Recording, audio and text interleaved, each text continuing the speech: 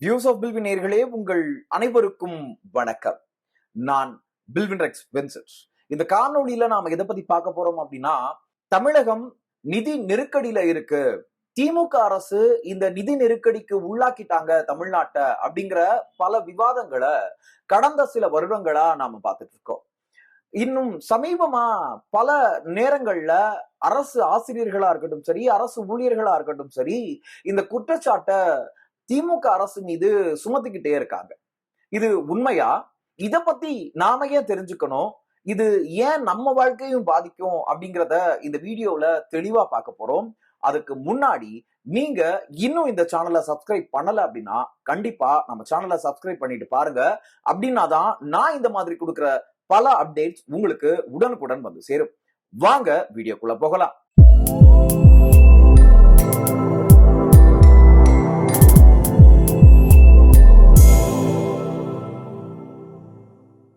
வருவாய் பற்றாக்குறை, revenue defect.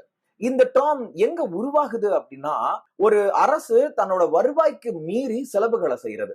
வருவாயை தாண்டி வருவாய் செலவினங்களை நாம மேற்கொள்றதுதான் இதற்கான ஒரு மூலதனமா பார்க்கப்படுது. எப்படி ஒரு குடும்பத்துல ஒரு குடும்ப தலைவன் 40,000 ரூபாய் சம்பாதிக்கிற இடத்துல அந்த குடும்பத்தோட மாச செலவு 70,000 ரூபாய் இருக்கும்போது அந்த குடும்பத்தை ஹேண்டில் பண்ண முடியாதோ, அதே மாதிரிதான் இங்க நிதி நிலைமை மோசமாகுது நம்ம தமிழ்நாட்டிலையும். குடும்ப தலைவன் எப்படி ஒரு குடும்பத்துக்கு முக்கியமோ அந்த மாதிரி ஒரு குடும்பத்தை, தமிழ்நாடு அப்படிங்கிற இந்த குடும்பத்தை நடத்துறதுக்கு தமிழ்நாடு அரசு அப்படிங்கிற அந்த குடும்ப தலைவன் வேணும். இந்த அரசு பொறுப்பா செயல்பட்டு பல விதங்கள்ல இந்த செலவினங்களை குறைச்சாங்க அப்படின்னா கண்டிப்பா நிதி நிலைமை கட்டுக்குள்ள வரும்.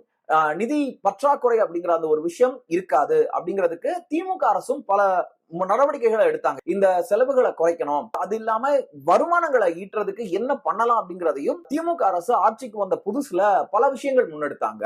அதை நாம இந்த வீடியோல தொடர்ச்சியா பாருங்க. கண்டிப்பா இதுல நான் சொல்றேன். இப்போ புள்ளி விவரங்களுக்கு வரலாம். இங்க தமிழ்நாட்டுல இருக்க பல ஊடகங்கள் சொல்றாங்க இல்லையா, தமிழ்நாடு நிதி நெருக்கடியில முதல் இடத்துல இருக்கு, இந்தியாலேயே முதல் இடத்துல தமிழ்நாடு தான் இருக்கு அப்படிங்கிற மாதிரி சொல்றாங்க இல்லையா. அது ஒரு விதத்துல உண்மைதான். அது எப்போ அப்படின்னா, கடந்த 2022-23 நிதியாண்டுல நாம கிட்டத்தட்ட 30,000 கோடி நிதி நெருக்கடியில இருந்தோம். இது மத்த மாநிலங்களை விட ரொம்பவே அதிகமான ஒரு கடன் தொகை. இங்கதான் நாம ஒரு விஷயத்த உன்னிப்பா கவனிக்கணும். இந்த நிதி நெருக்கடி இருக்கு இல்லையா, இந்த நிதி நெருக்கடி ஆன் த ஸ்பாட் திடீர்னு எல்லாம் வந்துடல. இங்க மாத்தி மாத்தி ஆட்சி செஞ்ச திமுகவா இருக்கட்டும் சரி, அதிமுகவா இருக்கட்டும் சரி, அந்த அரசுகளால உருவாக்கப்பட்டதுதான் இந்த நிதி நெருக்கடி.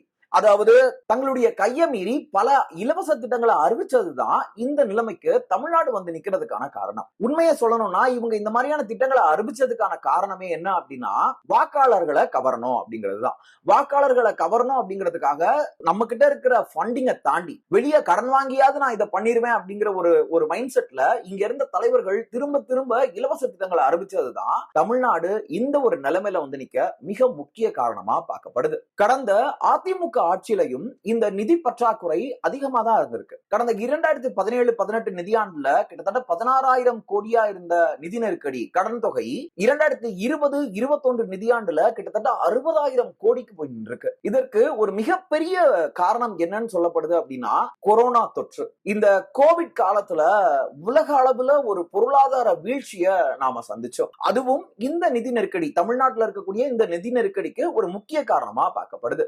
சரி, இப்போ இந்த திமுக அரசு 2021ஆம் ஆண்டு ஆட்சிக்கு வந்தாங்க திரும்பவும் இல்லையா. அதுக்கப்புறம் இவங்க எந்த மாதிரியான நிதி சீர்திருத்தங்களை மேற்கொண்டாங்க அப்படிங்கிறதையும் அதற்கு என்னென்ன விளைவுகள் ஏற்பட்டது அப்படிங்கிறதையும் பார்ப்போம். முதல்ல இந்த திமுக அரசு ஆட்சிக்கு வந்த உடனே ஒரு சில விஷயங்களை அமல்படுத்தினாங்க. அது என்ன அப்படின்னா, மகளிருக்கு இலவச பேருந்து, காலை உணவு திட்டம், ஒவ்வொரு குடும்ப பெண்களுக்கும் ஒரு வருஷ வருமானம் இந்த அளவுக்கு கீழே இருக்கிற பெண்களுக்கு வந்து 1,000 ரூபாய் கொடுக்கிறோம் அப்படிங்கிற மாதிரி இவங்க அறிவிச்ச திட்டங்கள், இது எல்லாத்தையுமே ஒரு இம்பாக்டா பார்க்கப்படுது.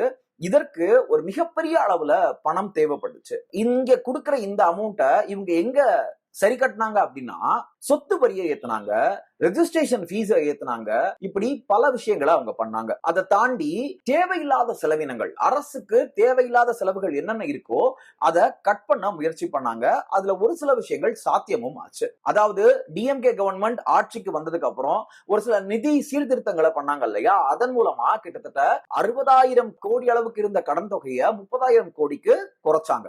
அதற்கு மிக முக்கிய காரணமா பார்க்கப்பட்டது யாரு அப்படின்னா பிடிஆர் பழனிவேல் தியாகராஜன். அதாவது திமுக ஆட்சி அமைஞ்ச உடனே நம்மளுடைய பினான்ஸ் மினிஸ்டரா இருந்தவர் தான் பிடிஆர் பழனிவேல் தியாகராஜன். அவர் தெளிவா பல விஷயங்களை திட்டமிட்டு நம்மளுடைய கடன் தொகையை, கடன் சுமைய கிட்டத்தட்ட 60,000 கோடியில இருந்து 30,000 கோடிக்கு குறைச்சாரு. என்னதான் இவங்க 60,000 கோடியில இருந்து 30,000 கோடிக்கு குறைச்சிருந்தாலும் நாம தமிழ்நாடு இன்னும் 30,000 கோடி நிதி பற்றாக்குறையில தான் வாழ்ந்துட்டு இருக்கோம். நிதி நிலைமை பற்றாக்குறை, நிதி பற்றாக்குறையினால என்ன இம்பாக்ட் இருந்துற போது அப்படின்னா, நம்ம தமிழ்நாட்டுல இருக்கக்கூடிய நிதி, இங்க இருக்கக்கூடிய வருமானம் எல்லாமே நமக்கு தேவையில்லாத பல விஷயங்களை டாக்ஸாவோ இல்ல வேற ஏதாவது ஒரு பிரஷராவோ நம்ம இங்க இருக்கக்கூடிய குடிமக்கள் ஆகிய நம்ம மேலதான் வந்து விழ போகுது. இதற்கு திமுக அரசு என்ன சொல்றாங்க அப்படின்னா 2026-27 ஆண்டுக்குள்ள நிதி பற்றாக்குறையை நாங்க முழுமையா குறைச்சிருவோம் அப்படின்னு சொல்றாங்க.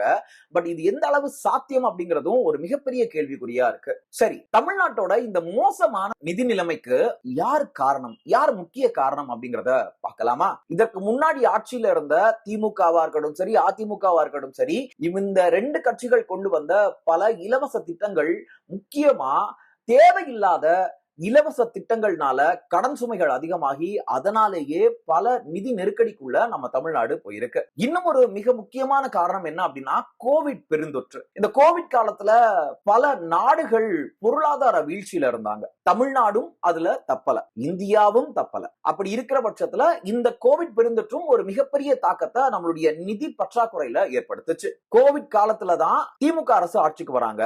அந்த ஆட்சிக்கு வந்ததுக்கு அப்புறம் திமுக அரசு கொண்டு வந்த பல இலவச திட்டங்கள், அதுல முக்கியமா பெண்களுக்கான இலவச பேருந்து பயணம், காலை உணவு திட்டம் இப்படிங்கிற பல விஷயங்கள் ஒரு மிகப்பெரிய இம்பாக்ட நிதி நெருக்கடியில ஏற்படுத்துச்சு. அது மட்டுமா, இன்னும் ஒரு மிக முக்கிய காரணமா எது சொல்லப்படுது அப்படின்னா, இந்தியாவை பொறுத்த வரைக்கும் நாம இந்தியா கூட இருக்கிற ஒரு ஒன் ஆஃப் த ஸ்டேட், கரெக்டா, ஒரு மாநிலம். இந்த மாநிலத்துக்கு தேவையான நிதிகளை மத்திய அரசு கிட்ட இருந்தும் நம்ம மாநிலங்களுக்கு, ஒவ்வொரு மாநிலங்களுக்கும் இவ்வளோ அப்படிங்கிற மாதிரி போகும், பணங்கள் பிரிச்சு கொடுக்கப்படும்.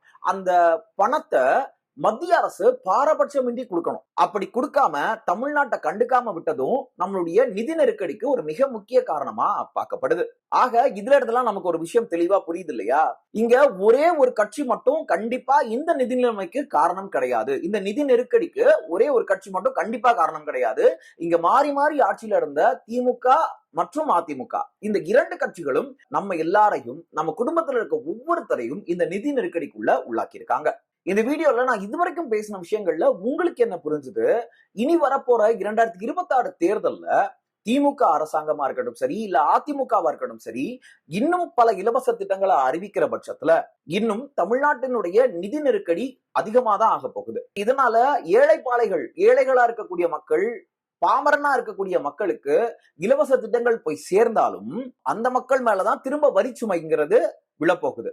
இந்த இலவச திட்டங்கள் கண்டிப்பா நம்ம தமிழ்நாட்டுக்கு தேவையா, இல்ல அந்த மக்களுக்கு தேவையான வேலை வாய்ப்புகளை உருவாக்கி கொடுத்தா அவங்களே அவங்களுக்கு என்ன தேவையோ அதை செஞ்சுப்பாங்களே அப்படிங்கிற அந்த ஒரு விவாதத்துக்கு நீங்களும் வரீங்களா? இத பத்தி நீங்க உங்களுடைய கருத்துக்களை நம்மளுடைய கமெண்ட் பாக்ஸ்ல லீவ் பண்ணுங்க. இந்த இலவச திட்டங்கள், இந்த நிதி நெருக்கடி இதெல்லாம் பத்தி உங்க நண்பருக்கு நீங்க தெரிவிக்கணும் அப்படின்னு நினைச்சீங்கன்னா கண்டிப்பா நம்மளுடைய இந்த வீடியோவை அவங்களுக்கு பகிர்ந்துக்கோங்க. மறக்காம நம்ம சேனலை சப்ஸ்கிரைப் பண்ணிக்கோங்க. அது மட்டும் இல்லாம மறக்காம நம்ம சேனலையும் சப்ஸ்கிரைப் பண்ணிக்கோங்க. மீண்டும் இன்னொரு காணொளியில உங்க எல்லாரையும் வந்து சந்திக்கிறேன்.